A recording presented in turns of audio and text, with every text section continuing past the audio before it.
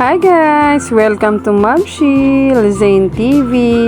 So nakakatuwa, ito po yung kabuuan ng aking naipon. So another bukas ipon challenge tayo. So hindi ko na po nalagyan ng date kung kailan namin nabuksan. Pero 2 years ko po yung pinagsiyagaang ipunin. So ang hirap lang talagang buksan no yellow piglet natin. So 2022 to December yan. Alam ko December yan. Katapusan ng December namin binuksan kasi meron kaming goal ni Kapapa Erwin. So thank you Lord. Ayan, excited na kaming lahat na buksan. Kaya lang hirap na hirap si Kapapa Erwin na buksan. Kasi ang tigas talaga ng plastic ng baboy. Kasi yung cutter na ginamit niya dyan is parang maliit lang yata. Sabi ko dahan-dahan. So ayan, fast forward, ayan nabuksan na niya. Pero nahihirapan akong kunin yung mga pera, ayan oh. Kasi diretso lang yung pagkat niya. So pa isa-isa, kaya nahihirapan ako. Sorry naman sa boses. Ayan, nahihirapan si Ma'am Shilis. So yan, pansin nyo, puro 100 kasi yan yung nasa ilalim. Konti lang yung 500. Nahihirapan ako. Dukutin yan. May nakikita na kayong mga 1,000. So, nasa ibabaw kasi yung mga tigwa 1,000. So, everyday kasi yan sa biyaya ni Lord, nakakapagtabi ako, nakakahulog ako sa alikansya ng 100 pesos. Everyday po yan. So, walang palya. Ayan. Yung 100 pesos po na inilalagay ko sa alikansya is nanggagaling po sa isa nating business. So, dun ko po yan kinukuha sa hardware. Kung isa ka sa taga-subaybay ni Ma'am Shili. So, 100 pesos a day. Yan, kinukuha ko po kay hardware. Tapos, inilalagay ko po dito sa ating biik. Mini big baboy. Ayan, alikansya natin yan yellow. So, yellow po ang favorite color ni Ma'am Shiris. So, talagang planggana na yung pinaglagyan ko para hindi magkalat-kalat yung mga pera kasi para mas madali siyang bilangin. So, nakakatuwa po talagang magbilang. So, mas maganda po na talagang ugaliin natin na pag may, sabi nga nila, di ba, yung pinakalumang kasabihan natin na kapag may sinuksok ay meron tayong madudukot. So, beside dyan na may madudukot, iba rin po talaga yung values.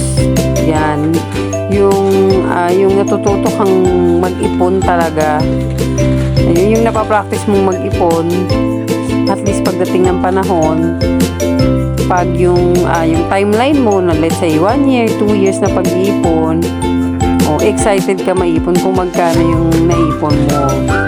After nyan, kapag naipon mo na yan, nasa sa'yo na yan, decide mo na yan. Kaya tayo nag-iipon is kasi may pinaghahandaan tayo. Let's say, magtatayo ka ng sariling business kasi pangpuhunan mo sa business. Another source of income na naman. So, wag tayo mag-rely sa isang source of income or hindi naman meron kang matagal na talaga na gustong bilihin. So, si Ma'am Shilis ganun kasi. So, kapag mayroon akong gustong bilhin, hindi yung basta-basta na dukot kung saan-saan. Talagang pinag-iipunan ko po talaga siya. So, dahil, let's say, kapag mayroon kang gustong bilhin na mamahalin, kasi hindi naman kagaya ng iba, hindi naman po lahat na uutangin, tapos dun mo babayaran. Pero yung inutang mo, kadalasan ngayon, meron ng tubo. So, si Ma'am Shilis is naghihintay talaga siya ng right time. Talagang nag-iipon ako. So, ito po ay meron kaming goal ni Kapapi Erwin kasi yung car namin na si Blessing, ayan, may pangalan po ang aming car na yellow din. At sabi ko sa inyo, favorite color ko talaga yung yellow. Is gusto na po namin i-upgrade sa kadahilan ng pag nagsusupplier po kami. So, ang purpose din po namin is kaya namin gustong i-upgrade sa malaki kasi medyo hindi na po kinakaya. Ayan, glory to God po. Yung mga supplies, ayan, pag nagsusupplier po kami ni Kapapi Erwin, halos hindi na po nagkakasya, talagang ipit na yung mga paninda namin. So, kailangan na po talaga namin mag-upgrade. Tsaka dalawa na lang talaga kami nakakasakay. Minsan may pagkakataon na, syempre, pag nagsusupplier tayo, kasama natin yung mga anak natin. Syempre, diretso gala, pagkakataon na rin yun para hindi sayang yung gas, di ba?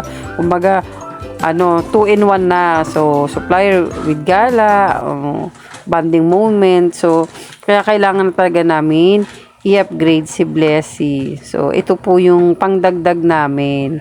So, yung bibilihin namin pang-upgrade ng sasakyan is ito na po yung pinag-ipunan namin. So, nakakatuwa.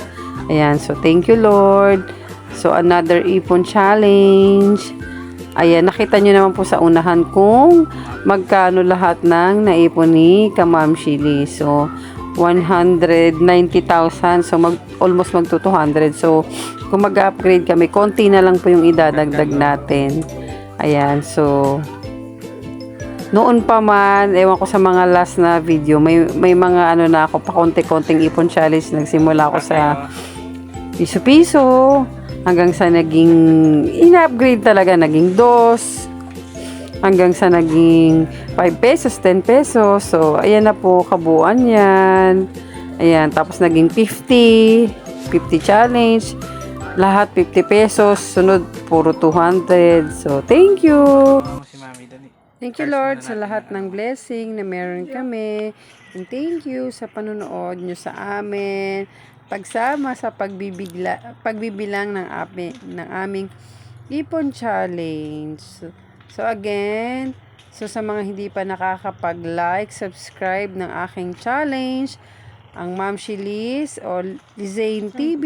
So maraming salamat po sa inyong lahat na aking taga-subaybay. So kahit minsan hindi na po ako nakakapag-upload kasi minsan medyo busy po talaga si Ma'am Shilis kasi meron na po akong pinagkakaabalahan. So mahirap din po, hindi na po ako nakakapag-edit ng mga videos. Thank you. God bless. Subscribe, like and share. So Lizane TV.